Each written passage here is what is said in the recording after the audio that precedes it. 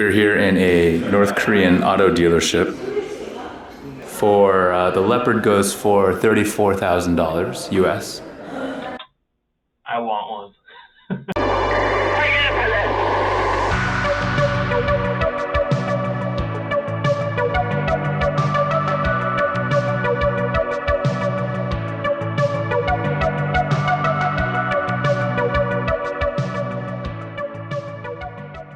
What is up, guys? Matthew here, Actual Exotic Cars. So basically, I thought I would make a video on how to import a vehicle from any country into the U.S. That is right, any country into the U.S. Not just Japan, even though that Japan will be included in this video. So basically, long story short, importing a vehicle in the U.S. is not a very difficult process. I have made videos on the past exactly about this, but I haven't really made a very condensed, short, sweet, simple video, and that is the goal for today.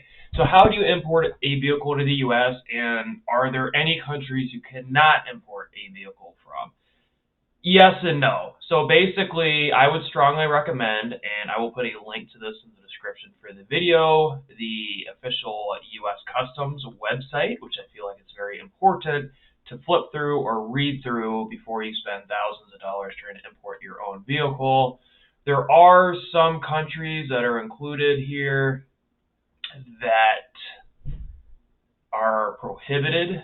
Right here at the top of the screen, importations from Afghanistan, Taliban. So I'd imagine if you have a pre-Taliban vehicle, you're probably okay. Cuba, Iran, Iraq, Libya, North Korea, Sudan. Some of these countries I find are kind of odd. Serbia, Montenegro, Kosovo.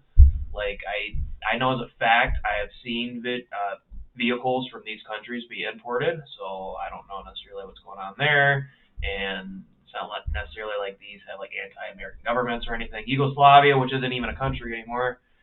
But basically, it says here, before attempting to make an importation, information, blah, blah, blah, contact. You can either, there's phone numbers here, or there's an address here to contact. If you are planning on importing something from one of these countries, I would strongly recommend to contact before you do so. That way you're not stuck having your vehicle sent to the crusher. So basically, according to here, it's any that include the governments of these countries. Notable that Russia is not on this list as of yet. This is an updated list, even though Yugoslavia is on here for some odd reason. So I would, again, like I said, that involve the government of these countries. So I would be kind of curious if you try to import, let's say, a classic car out of, I don't know, Iran, but it did not involve the government of Iran, if you'd be fine doing so or not. Again, that would be beyond me. I would definitely make sure that you contact here before you do so. So any country outside of the ones that listed here, you pretty much have free reign. Now, what do I mean by that? So anything newer in the U.S., we have something called the 25-year rule. So anything 25 years or older, you're basically exempt from safety requirements, and you're also exempt from EPA or emission requirements. So anything older than 25 years, you're clear. Now, if it's newer than 25 years, there's a whole new set of rules you have to abide by. And let me give you an example. Let's say I currently live in Michigan. There is let's just say a steal on a Ford F-150 in Canada, like right across the border, Windsor. Just drive across the bridge real quick, pick it up. It would be like half the cost of buying a U.S. Ford F-150. Since that is an American vehicle, and the certifications and everything are also authorized in the U.S., the emission standards, the safety standards, as well as Canada, I shouldn't have any issues bringing that over. Obviously, I would double check all that, and that's also a topic for another video. But basically, anything that's sold in the U.S., if you buy the exact same vehicle abroad, you shouldn't have any issues bringing it over. The big issue, if you have something odd that has never been sold in the U.S., let's say I want to bring over a brand new Lada Niva, for example, that has never been sold in the U.S., it would have to conform through EPA testing, which, again, if you maybe put a catalytic converter or something on, you might be able to pass. But it also has to go through the safety testing. And at that point, you would have to have multiple vehicles. It would have to get crash tested, and it might not even pass. So is it worth it to have 3-4 vehicles, get crash tested, pay tens of thousands of dollars, and then at the end of the day, just be told your vehicle is not going to pass anyway? Probably not. And this is also state dependent. So these are just the federal rules. So also notable, if your vehicle is older than 25 years, it has to be completely unmodified, and it has to be original. So if you have a 25-year-old vehicle that's unmodified, so you didn't put a new engine or anything in, everything's completely original, that is the only basically exception to this rule without having to go through any stringent requirements or testing. So basically, another thing that's also notable to know, the duty upon entry. So cars are only 2.5%. So if you find a cool Nissan Skyline or something that you want to import over to the US, 2.5% is not that bad. Trucks, on the other hand, are 25%. So if you find some really cool Zastava pickup truck that you really want to bring back, well, guess what? If it's $4,000, now you're paying $1,000 just on federal customs duty. And that's just for federal. That doesn't even include state. So there are a few other exceptions for military. If you're a diplomat, there are a couple of other exceptions. But for most people, the general rule is anything 25 years or older, you're in the clear. Now, what forms do you need to do this, and how simple is the process? So basically, there are a few forms that you need, and let me find those here. So basically, the forms that you need are all listed under documentation within this website. So that is your bill of lading. So basically, a bill of lading, when you ship the vehicle, let's say you ship it from Europe, let's say it's from Asia, it doesn't matter where it's from. If it's getting shipped, it's going to have a bill of lading form. I actually have mine when I imported my Fiat Panda from Japan right here. I have a bill of lading form that basically just includes the information, Fiat Panda, the year, the VIN number, the mileage, what port it's getting imported from, and what port it's getting imported to. That is your bill of lading form. Bill of sale. So bill of sale, I also, when I imported my vehicle from Japan, I have a bill of sale right here. So basically, has my invoice. I have how much it costs, what the fees are. One reason I'm hiding this is because it has my personal information on this. Deposit information, basically proof that I, as a person, Matthew, have purchased this vehicle from Car from Japan, a company from Japan. So that is a bill of sale. Next, what is the next thing that you need? Foreign registration. So this is going to depend on what country you are getting your vehicle from. So when I bought my van from Russia, I had basically, in a lot of countries in Eastern Europe, you have a title card. I had a card, basically, little card that had my name on it saying that I owned the vehicle. That was my foreign registration. When I took it to the Secretary of State to get it registered, they took that registration, they kept it. When I registered my vehicle from Japan, I was told the Secretary of State, they kept it, but they also made copies of it because, oh, you might want this as a souvenir or something. So anyway, because of that, in Japan, you get an export certificate. So this is my export certificate. This is the original in Japanese. If it is in a foreign language, any of this stuff, by the way, if it's in a foreign language, you do need a translation in English, which should be pretty self-evident. So if you get a vehicle from Japan, basically you get some sort of export certificate, not necessarily a title, that satisfies the foreign registration requirement. So right now, pretty simple. We basically need proof that the vehicle was shipped. We need some sort of bill of sale saying that we bought the vehicle, just like a domestic vehicle, and we need some sort of foreign registration. Again, just like a normal domestic vehicle transfer. Now, these last two documents are what changed this from a domestic purchase to an international purchase. So the big two things that we need are EPA Form 3521 and DO2 Form HS7. Probably can't see that too clear here. DOT Form HS7. So these are the two forms that you need, and I have them both right here. So this is the form basically for admissions. So this is the 3521 EPA form.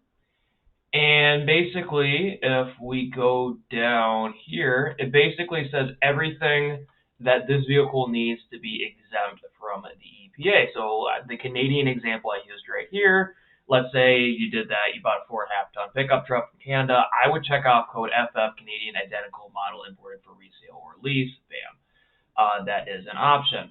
For most people, we're probably going to be checking off code E, vehicle at least 21 years old. So notice how I said 25 years. Yes, it's 25 years for the safety requirements. It is 21 years for EPA, but you have to satisfy both of these requirements. So barring any sort of weird circumstance, you're probably going to have to be 25 years old, because even let's say your vehicle is 22, 23 years old, let's say it's a 2000 model. Yes, you will be able to pass the EPA requirements, but you're still not going to pass the safety requirements, and you're not going to be able to legally register your vehicle. So most of us are going to have code E. I'll go through this entire form and just read through it just to make sure that you are good to go. And like I said, there are some weird exceptions here, so maybe you might fall onto one of these if you're not 25 years old. It's definitely worth checking out. Next, Form HS7, which, by the way, that's another thing. You're going to have to bring it to your Secretary of State. I did the same. I do have that form here somewhere. So this is my EPA form right here. Again, this is a copy when I took it to the Secretary of State. And basically I have my customs entry, my VIN number, my entry date, my port code. This is all information that's on your bill of lading, by the way, that I had to fill out. So next is the HS7 form. So HS7 is basically safety, airbags, and whatnot. Most vehicles that I import, there is no way they would ever pass these.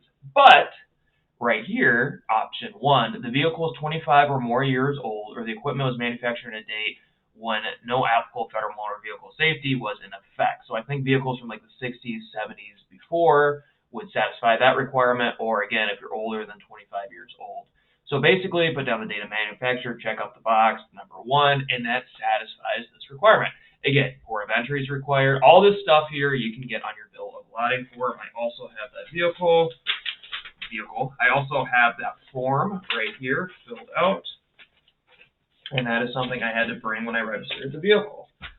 So basically, if you have these two forms, and another thing too, when you do get your vehicle in, a lot of the times you're going to be going through a customs broker.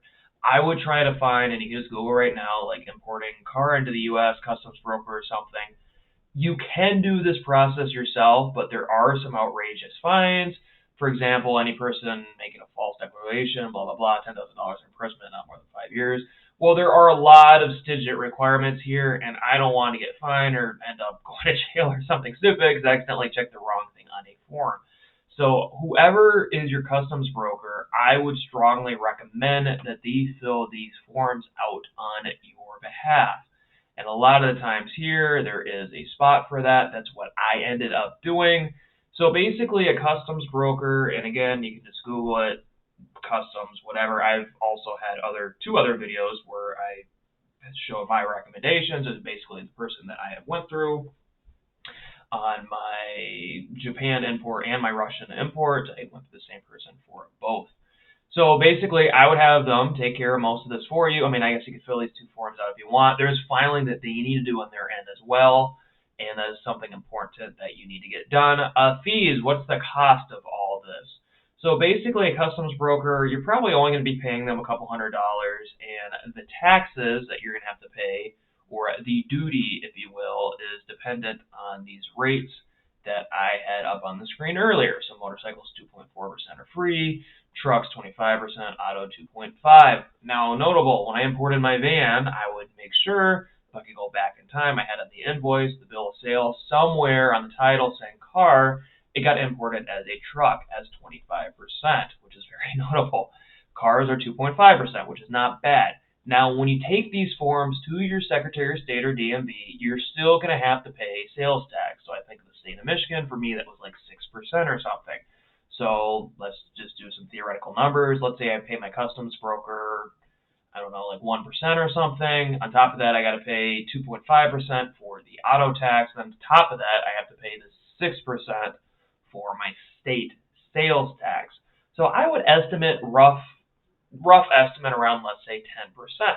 So let's say I have a vehicle that I paid personally for 10 grand, and let's say it took me $2,500 to get it shipped from Germany to where I live in Michigan. Again, shipping's not a part of this fee. So let's do the estimate there. Now we're at $1,250. So since the sale of the vehicle cost me $10,000, by the time I add in all the duty taxes, it's probably going to be roughly around 10%. So 10,000, 10% of that would be 1,000.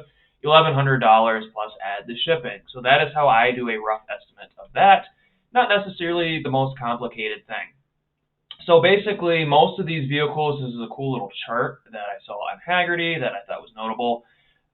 The imports from Japan have skyrocketed to the point where around 800, at least, it's probably close to 1,000 by now, because this is from February of 2022.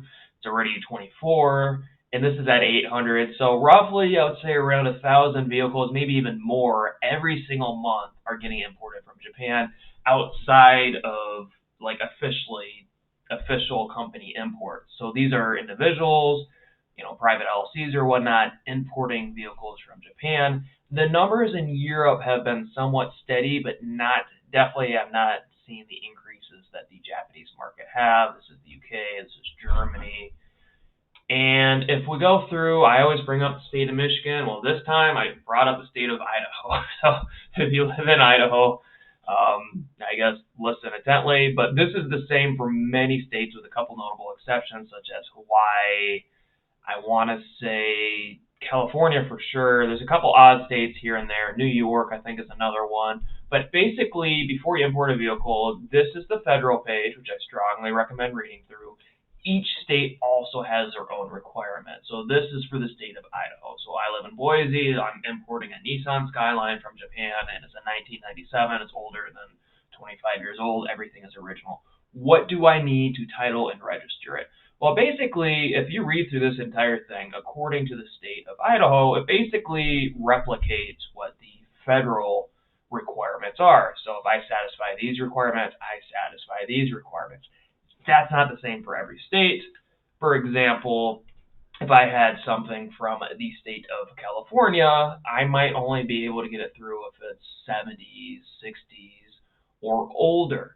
In 1998, 1997, there are companies that specialize in these. The big issue is they're a lot more stringent on their EPA and safety regulations.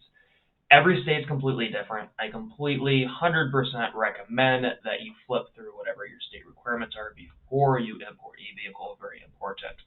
So before I ramble on too long, that is basically what the requirements are for importing a vehicle into the U.S. from any country in the world.